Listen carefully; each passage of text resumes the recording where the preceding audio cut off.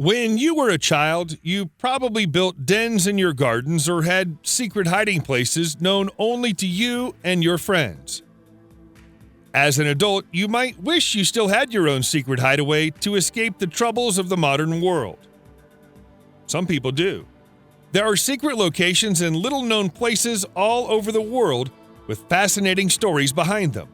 But they're not secrets anymore. We know about them, and once you've watched this video, so will you.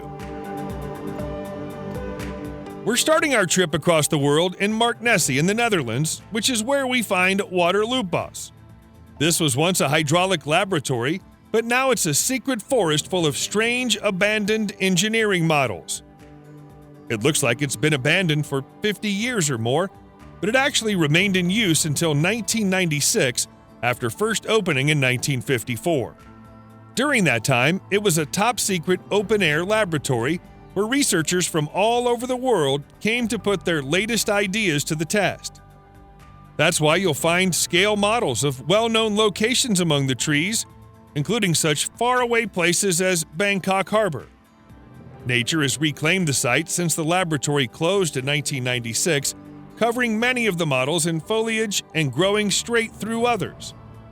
It makes for a fascinating walk through the forest with some spectacular sights in store for those who are willing to do a little probing and exploring between the trees.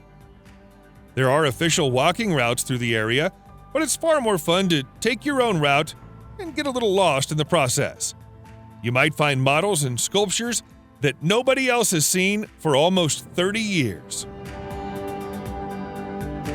High among the Bukovina Carpathians in Ukraine, you'll find a set of 5 white domes hidden on the mountaintops. Once upon a time, they played an important role in securing the Soviet air border. These days, they do nothing at all, but from the outside, they still appear to be in pristine condition.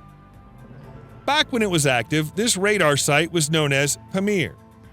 From this site, close to the border with Romania, the USSR monitored its airspace for 30 years, from 1960 to 1990. In theory, that should mean it looks dated, but the domes still somehow look futuristic even after 30 years of abandonment. There isn't much inside them now. Anything of value was gutted and taken away when the Soviet Union collapsed. But they make for an impressive sight when you're standing outside them at the top of Mount Tomnatic, some 4,700 feet above sea level. The location is extremely remote, which is what made it such a good hiding place. But the views from the top are rewarding if you're able to reach it. If you're not a fan of chewing gum, you might want to look away for a moment. If you're still looking, don't say you weren't warned. This is Gumwall in Seattle, Washington, USA. In most places in the world, sticking chewing gum onto the sides of a wall after you're done using it would be considered an act of littering or vandalism. Here in Seattle, it's positively encouraged. In fact, it's viewed as a contribution to an ongoing collective work of art. Fortunately for those who find their stomach churning at the very thought of such a place, the wall isn't easy to find. It's tucked away down an alleyway on the outskirts of Seattle's Pike Place Market. It's thought that the sticky wall first began to form in the early 1990s when a queue of people waiting to gain entry to an improv show at the Market Theater stuck their gum to the wall because there was nowhere else nearby to dispose of it. While the wall undoubtedly looks bright and colorful, it also stinks. The city of Seattle even tried to do away with it in 2015 by having the wall pressure washed and scraped, but the locals went straight back to recreating it the following weekend. It's now on the verge of being even bigger and stickier than it was before the cleaning attempt. The Soviet Union was always keen to keep its secrets, and some of those secrets continue to be kept even though the USSR no longer exists. We've been able to gain access to and learn about some former Soviet installations, though, and Bunker 703 in Moscow is among the most fascinating of them. This is the place where all the most sensitive documentation was kept during the height of the Cold War. You could walk past it at street level and never even know it was there because it's little more than a doorway set into a dull-looking gray building. but opening the door leads you more than 100 feet below the surface into the bunker. It was considered such a sensitive location that it wasn't declassified until 2018. Some estimates say that there was once more than 120 tons worth of paper documentation stored here, including intimate details of the USSR's approach to foreign policy and detailed records of everything it knew about its allies and its enemies. Nobody knows where that paperwork is now, but it's almost certainly been destroyed. The smart money says it was digitally copied before that happened, though. We're staying on Russian soil for a moment and taking a trip to the psychedelic salt mines of Yekaterinburg. If you walked into these mines unprepared for what you were about to see, you'd assume that either your eyes were malfunctioning or somebody was trying to fool you with clever lighting effects. You'd be wrong, though. Everything you can see on the walls of these mines is 100% natural. The vivid patterns and swirls are the product of a mineral called carnallite, which can appear red, blue, yellow, or white. They formed over millions of years as the salty sea that once flowed through this area dried up, leaving this colorful, cavernous space 650 feet beneath the streets of Yekaterinburg. The tunnels go on for miles and are labyrinthine in nature. You could very easily get lost down here without an experienced tour guide. The rest of the world may never have known they existed at all were it not for the Russian urban explorer Mikhail Mishenik, who broke into the mines and took photos to share online. We suspect he probably wasn't thanked for his efforts, as the local government doesn't officially allow entry to the public. When a relationship comes to an end, what do you do with all the keepsakes, trinkets, and other items that remind you of the love you once had? Well, you could burn them, throw them in the trash, or send them to the Museum of Broken Relationships in Zagreb, Croatia. This has got to be one of the strangest museums in the whole world, and yet at the same time, one of the most intrinsically human. The museum was founded by artists and former lovers Olenka Vestina and Drazen Grubasic, who decided the best thing to do with their failed relationship was to lay it bare and open it up to the public. Surprisingly, the idea caught on. There are items here from all over the planet, including discarded love letters, unwanted teddy bears, and even more personal items like locks of hair and a bottle full of tears. Somewhat unsettlingly, there's also a prosthetic leg. Surely its owner would have wanted that back. More than 1,000 people visit the museum every week, so we suppose it's not truly a secret in Zagreb, but its existence is almost entirely unknown to the rest of the world. Wayfarer's Chapel in Rancho Palos Verdes, California, USA, looks almost as if it grew from nature rather than being assembled by human hands. This stunning Swedenborgian glass church sits at the top of a notorious landslide area surrounded by redwood trees that almost mask it from anyone who might be passing by. It looks like the sort of thing that should be found in a fairy tale, and yet here it is in reality. The church was built by Lloyd Wright between 1949 and 1951 and is dedicated to 18th century Swedish theologian and philosopher Emanuel Swedenborg. At the time he started his great project, Wright said that he found the redwoods to have a cathedral-like quality, and so his chapel merely served as an enhancement of what was already there.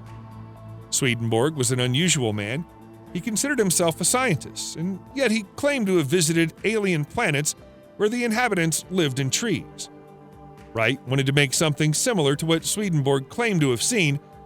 Very few people ever visit the chapel because of the local landslides, but there's a small gift shop on site for anyone who risks it. If you know anything about New Orleans in the United States of America, you'll be aware of the city's historic connection with voodoo culture. Nowhere will you get a better snapshot of that culture than at the city's historic Voodoo Museum. While some places in conservative America would be repulsed at the thought of being connected with anything so occult, New Orleans positively embraces it. This tiny museum has been open since 1972, when it was founded by Charles Massacott Gandolfo, an eccentric artist known locally as Voodoo Charlie, and said by some to himself be a voodoo practitioner. The museum focuses on Louisiana voodoo, which was brought to the region during the 18th century by the slave trade. You'll find voodoo dolls pinned to the walls here, along with some frightening examples of taxidermy. If you want to pick something up to take home with you, the museum sells snakeskins, bottled potions, enchanted candles, and chicken feet. The staff might even tell your fortune for you if you ask them nicely. It might be frightening to some, but it's a place on Earth like no other. There must be something magical about the ruins of St. Dunstan in the east. They hide in plain sight on the streets of London in England, but hardly anybody knows they're there. Most of the buildings that were ruined by the Blitz of the Second World War have long since either been torn down or repaired. But this old church is still standing. Over time, nature has moved in and turned the broken building into an unplanned public garden. Perhaps it's not surprising that the Blitz couldn't destroy it completely. It's been standing for more than 900 years and even survived the Great Fire of London in 1666. The church took a direct hit during a bombing raid in 1941, wrecking everything apart from the north and south walls and the steeple designed by Sir Christopher Wren hundreds of years earlier. In 1967, the city's authorities noted the amount of foliage growing in and around the site and decided it should remain in its current state as an unofficial war memorial. The church seems somehow out of place, dwarfed by the skyscrapers that surround it, but it will probably remain standing for another 100 years or more before nature eventually does what the Nazis couldn't. If you ever find yourself wanting to get back in touch with nature, there's no better place to do it than the STF Kollarbyn Eco Lodges in Skinnskataberg, Sweden. Just remember to bring all your basic survival gear with you. You'll need plenty of warm weather clothing, rain protection, and enough food to get you through your stay, because you'll be staying in the smallest, coziest forest huts in the world. Some of them are cut directly into the hollowed-out barks of enormous trees. You won't find any electricity here, nor running water. You're welcome to light a candle or two at night for illumination, but try not to burn your accommodation down in the process. The huts are surrounded by traditional charcoal kilns, which represent an attempt by Kollarbyn to preserve a 4-century-old Swedish tradition called charcoaling, which involves using the kilns to extract iron. Every guest is invited to watch a demonstration and take part themselves if they wish to, but it isn't easy work. This is as close as it gets to living in the wilderness without actually getting lost in the great outdoors. Vlad the Impaler is such a notoriously bloodthirsty historical figure that it's sometimes tempting to believe he was a myth. He wasn't, though. He was very much real, and this is the castle he called home. It's Ponari Castle in Wallachia, Romania, standing on the edge of a cliff, where it's been since the 13th century. It wasn't until the 15th century that Vlad, the real-life inspiration for the character of Dracula, came across it and decided to make it his own. One of the darkest legends about the castle is that Vlad's first wife threw herself from its tower rather than surrendering herself to the attacking forces of Radu Bey. Part of the ancient castle succumbed to a landslide in 1888, but what's left of it was repaired and preserved after the accident. It's still possible to get inside it and climb the stairs to the top, but you'd have to be physically fit to do so. From top to bottom, there are more than 1,000 steps. Parc Güell in Argelaguer, Spain is quite the sight to behold. Everything you see here has been built by one man. He's called Josep Pujola, and this is his labyrinth. The former Spanish textile worker started building his bizarre structure next to the river Fluvia in 1980, using only the natural building materials he could lay his hands on. The labyrinth at the heart of Parc Güell was only the start of his work. He also built 100-foot-tall towers out of branches and tree trunks. Where he could find bendy wood, he used it to make tube tunnels, and even built a small cabin in one of the corners.